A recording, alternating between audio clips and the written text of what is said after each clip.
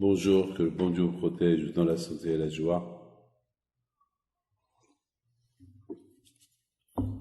Bien sûr, comme vous savez tous, nous avons commencé maintenant à lire la paracha de Shemot.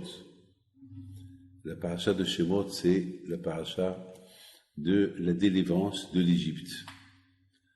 On sait très bien, on compare toujours notre délivrance de l'Égypte à notre délivrance prochaine par Mashiach.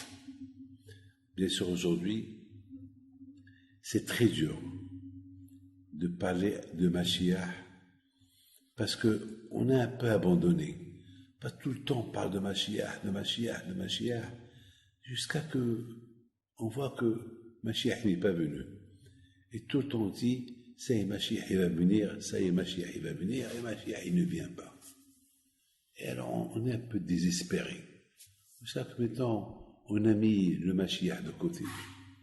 Hier matin, il y a un enfant de 10 ans. Il m'a posé une question. Il m'a dit, Rabbi, quand Mashiach il va venir? Et sa mère qui était à côté de lui, elle le regarde. Elle était étonnée, elle a commencé à rigoler. Et je lui dis à la famille, Madame, pourquoi tu rigoles? Elle me dit, non, il a vu un petit film sur Mashiach, un petit dessin animé sur Mashiach. Je lui dis, Madame, vous avez rendu Mashiach dessin animé? Je lui dis, Madame, vous ne savez pas que même du dessin animé, il y a la vérité? Regardez tous ces films, science-fiction, animés, virtuels, qu'ils ont fait avant. Aujourd'hui, ça commence à devenir vérité.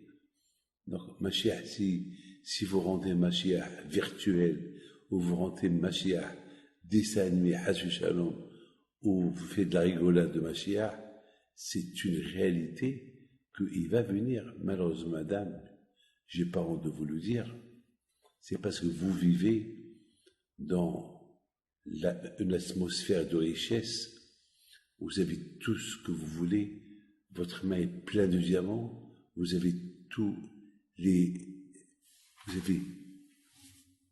bijoux du monde, vous avez un avion privé, vous avez tout.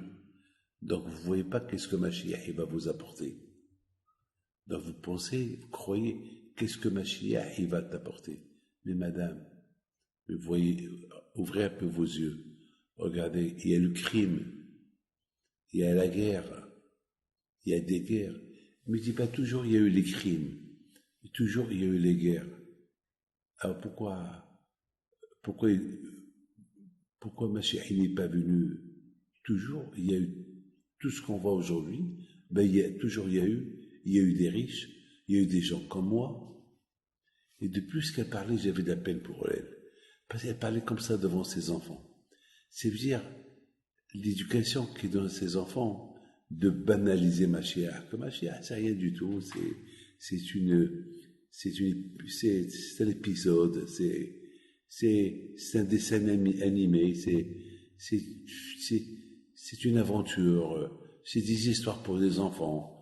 Il va venir un Shimshon, un fort, un libérateur. J'ai dit, madame, et si tu crois qu'il y a eu Moshe Rabbeinu et la délivrance de l'Égypte? Mais je dis, oui, je crois.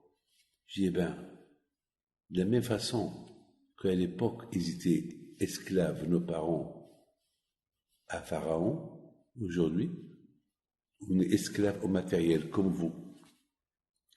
Même nos parents, à un moment donné, ils ont perdu espoir que Mashiach devait venir les libérer.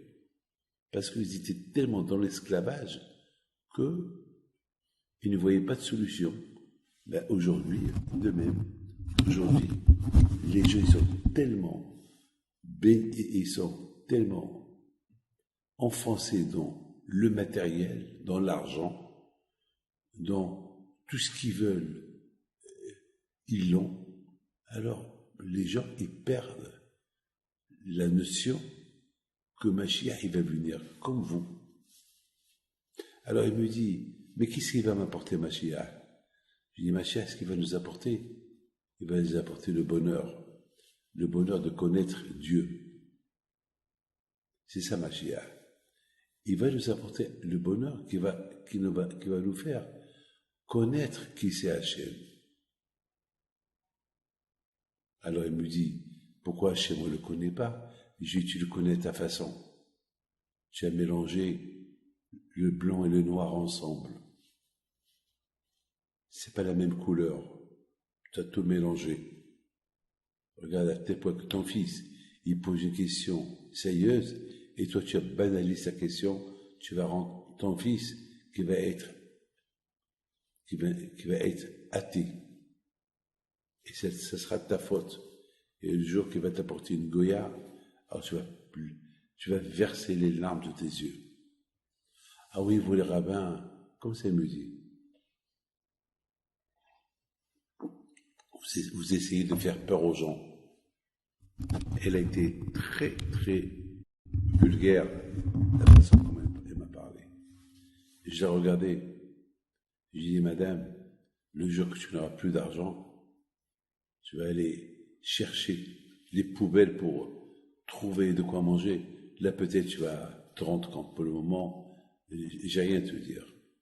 J'ai mis une seule chose, je veux te dire. On a besoin de Mashiach pour des femmes comme vous.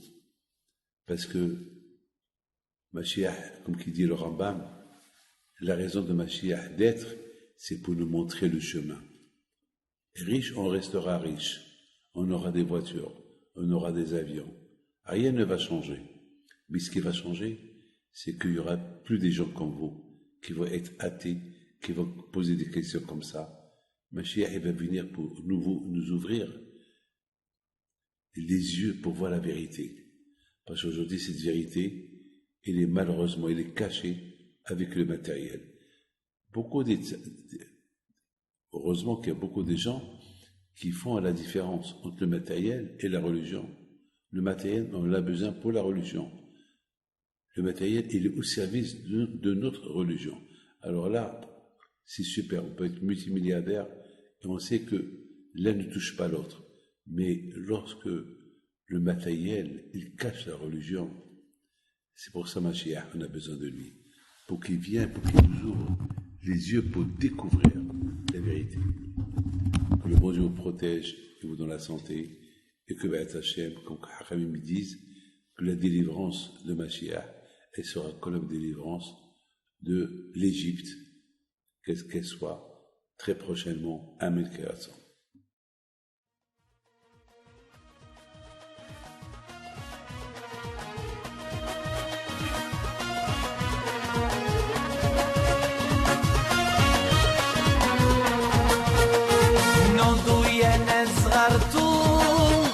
على ربيع حيم بنتو وقف لنا زي خو